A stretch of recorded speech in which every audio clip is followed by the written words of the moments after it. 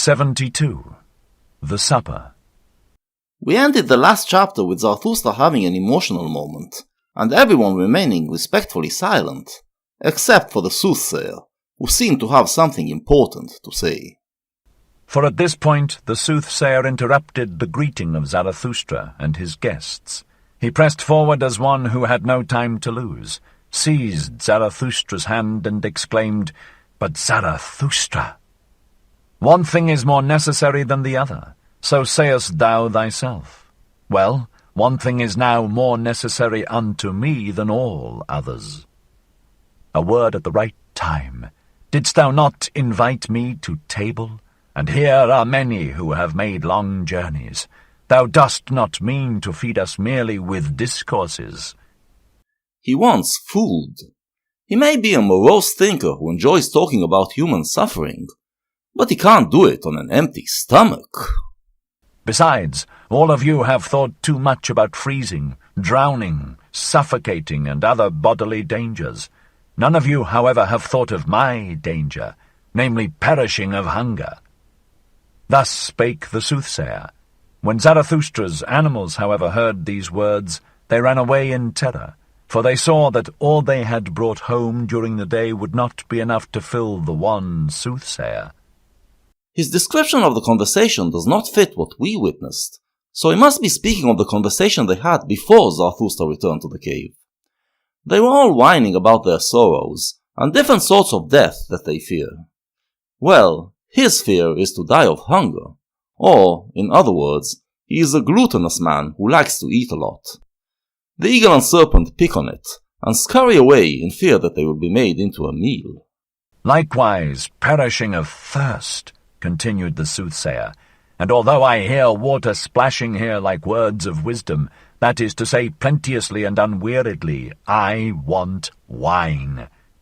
Not everyone is a born water-drinker like Zarathustra, neither doth water suit weary and withered ones. We deserve wine. It alone giveth immediate vigour and improvised health. On this occasion, when the soothsayer was longing for wine, it happened that the king on the left, the silent one, also found expression for once. "We took care," said he, "about wine. I, along with my brother the king on the right, we have enough of wine, a whole ass-load of it, so there is nothing lacking but bread." He also likes to drink fine wine, but Zarathustra is someone who doesn't require wine. He drinks water, the thing required for life, and his happy spirit provides everything that other people need wine for. So he cannot accommodate the soothsayer in this regard, but no worries, the kings brought enough wine for everyone, and, being noblemen, they probably carry the good stuff. Food, however, they don't have. "Bread," replied Zarathustra, laughing when he spake. "It is precisely bread that anchorites have not. But man doth not live by bread alone, but also by the flesh of good lambs, of which I have 2. These shall we slaughter quickly, and cook spicily with sage. It is so that I like them, and there is also no lack of roots and fruits, good enough even for the fastidious and dainty, nor of nuts and other riddles for cracking. Thus will we have a good repast in a little while, but whoever wished to eat with us must also give a hand to the work, even the kings. For with Zarathustra, even a king may be a cook."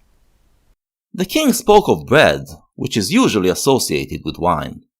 But bread is a human product, which requires several professionals to make, so a loner like Zarathustra doesn't have it. He can, however, offer them the things that come directly from nature. His condition is that they all take part in preparing the meal.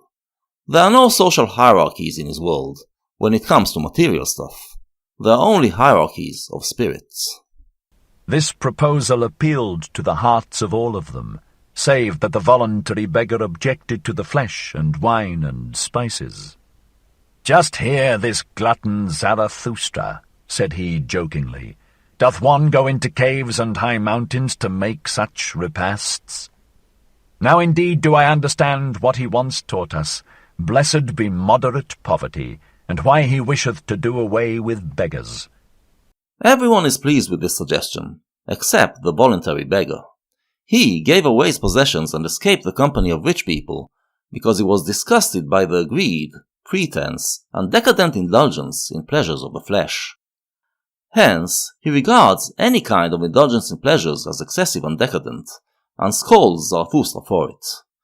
He reminds him of what he said in The New Idol, where he advocated escaping the modern state and going out in the wilderness to live in moderate poverty. Evidently, these words influenced him to choose an abstinent lifestyle. But Zarathustra also preached that one should remain connected to the earth and to the body. His philosophy does not imply abstaining from earthly pleasures. "Be of good cheer," replied Zarathustra, "as I am. Abide by thy customs, thou excellent one, grind thy corn, drink thy water, praise thy cooking, if only it make thee glad. I am a law only for mine own. I am not a law for all." Zarathustra respects his lifestyle.